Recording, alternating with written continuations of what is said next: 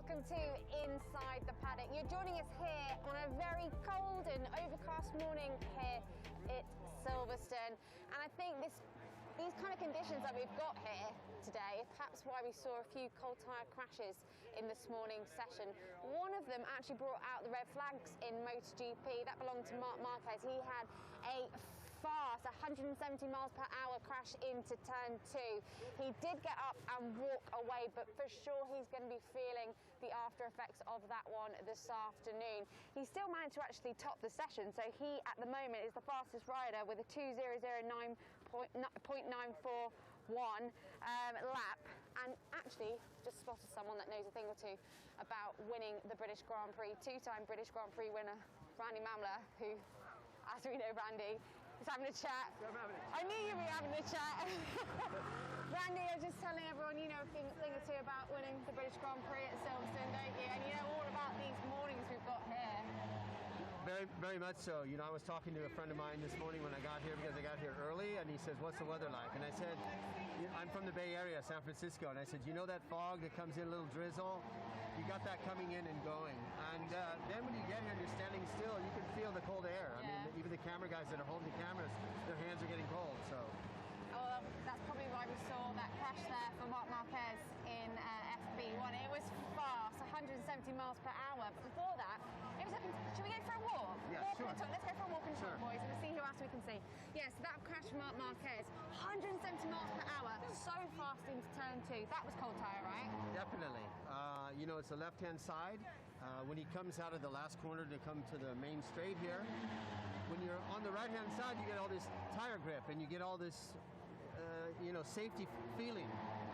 And then when you go in the left-hand corner over there, you have this issue. But you saw Jorge Martin, which I think is corner 12, which is corner 2 to the Formula 1 track. Yeah. But you also saw McPhee, even on a Moto3 bike, in that same corner. So the track is going to catch you out if you do not get the complete side of the tire warm. And we know that, they know that, but when they're in the heat of the battle of trying to test something. And then you're always going to see a group of riders that sit in the back. Yeah. When I see mean in the back, 8, 9, 10, 11th place, because this afternoon it should be warmer.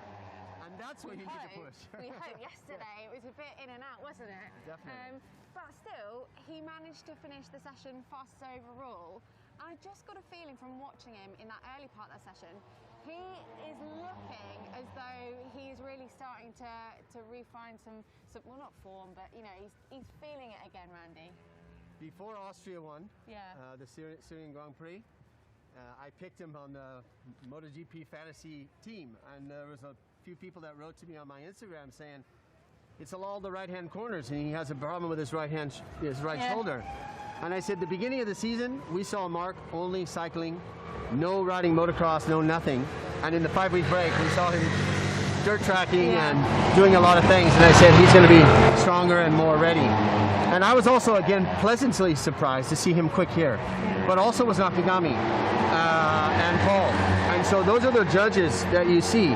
But you did see that Alex Marquez went down in the same place where McPhee and Jorge Martin did. Frustrated with that one, didn't he? Definitely. So, talking about MotoGP fantasy, who did you move into the team this week? That's a good question, because with Jack Gorst, who's helping me with this out, I always say we got to wait. We got to wait until Saturday, because you know, if there's any injury, which we've had before, and then you got to take someone out, and as you know, there's only one to be had to you know, either go out or either the manufacturer, and it's very frustrating. And as you can imagine, so many people on the fantasy were so excited about last week's race with the rain coming down, that the riders that were getting them so many points went backwards and other riders went forward. So, you're not going to give me a name then? I wanted to put Mir, but we couldn't afford him. Oh.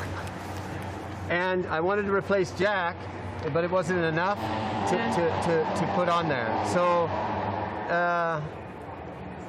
you know, I'm not going to say it until tomorrow or tonight, but that's the interesting thing about what we do. Fantasy. Yes. Keep an eye on Randy's team pick for tomorrow. Obviously joining Mark in that top three, Aleix Espargaro, Fabio Quartararo, who is obviously hotly tipped this weekend as being the favourite for the win. He comes into this race, 7 races left. He's already got 7 races left. 47 points clear of his nearest title rivals. When you're coming in to this latter part of the season with that much in your back pocket, Randy, how are you approaching these final few races? The same ones as at the beginning of the season, because a race is a race, and you've got to gain those points. If it gets to the point where, if it starts to rain or you have the flag to flag and these things, there were definitely riders that were in that race in Austria that weren't in the points, that went for it, and the group that went into the pit lane to get the tires were all that group. So you got to do what your competitors do. The other thing is, whether it's Zarco and is it Bagnaia that's in second now? Pecco's in second, and then Mir's on equal points with Pecco. Right, and so, but those guys have been taking points from each other, and Fabio hasn't really cared so much. So there's not that stress. The thing is, he's going to come here. He's going to hope that it doesn't rain. We know that he has this in his mind, but he's got to get through that. The thing is, if you relax, you're not focusing. Yeah. If you know you've got to do something, you've got to do it hard, whether it's in the gym or anything, you've got to really focus hard. And, you know, he's out there doing that. You know, the surprise of everything was Yamahas aren't going to do good in Austria.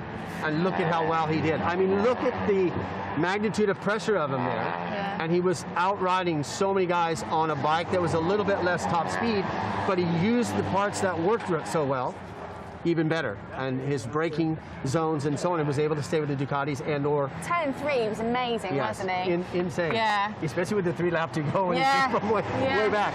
I mean, and the Valentino Rossi on the podium, and then that disappeared. So wouldn't that be a fine thing? I wrote on someone's Instagram, I said, I don't even have to do cardiovascular exercise if I have to sit on the sofa with this kind of heart rate, because it was so intense and so beautiful. And I think Sunday's race here, we're going to have the same. There's going to be a follow the leader of a good group of guys.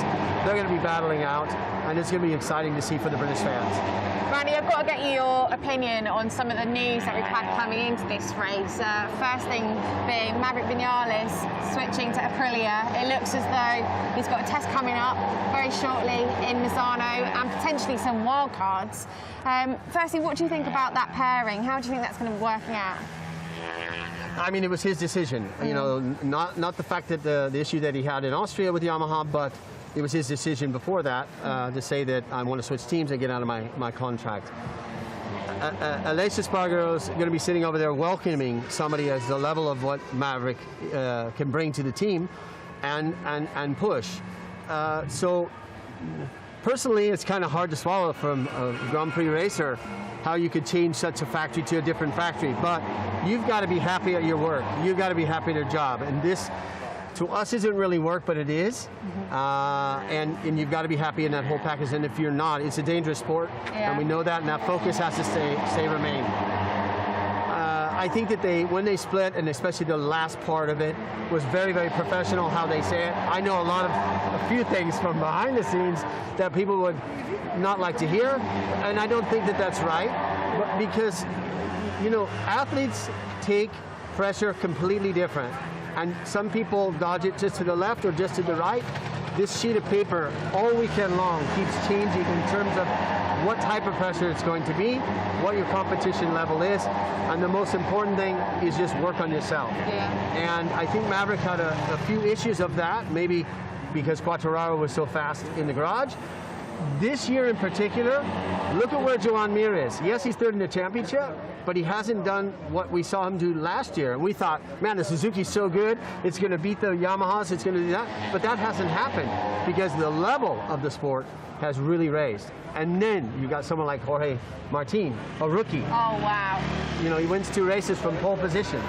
You know, imagine the demoralization for anybody who's wearing red leathers with the same bike. Well, even for Joan Zarco, because he's still chasing his first win in that second week in Austria. You know, Joan looked as though he could be the man for the job, and it just didn't come to any fruition for him. Anyway, I just want to quickly move on before we finish up, because the after effect of that has been Cal has obviously been moved into the factory seat. Yes. And then Jake Dixon has been given an opportunity to make his MotoGP debut here at Silverstone in front of all the home fans. I mean, there's enough pressure when you get that opportunity when you're in a private test, but doing it with all of those eyes watching, give him credit, he didn't do too badly in FP1, did he?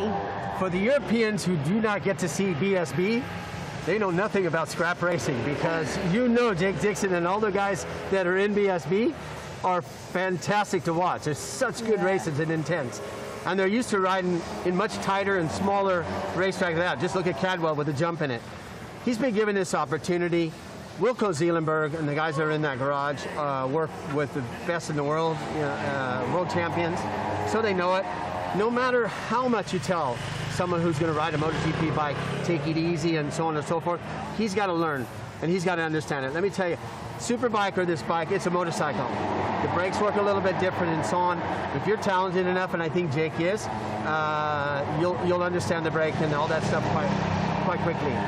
The Superbikes in BSB wobble around a lot. We saw all the bikes in MotoGP wobbling around a lot, so he's going to understand that. Now he's looking at a lot of data from 3 Yamahas that are in front of him, and he'll start to understand that. But it's just not, don't get ready to take too much out of the apple, if you will. Yeah, absolutely. But it's great to see. So nice.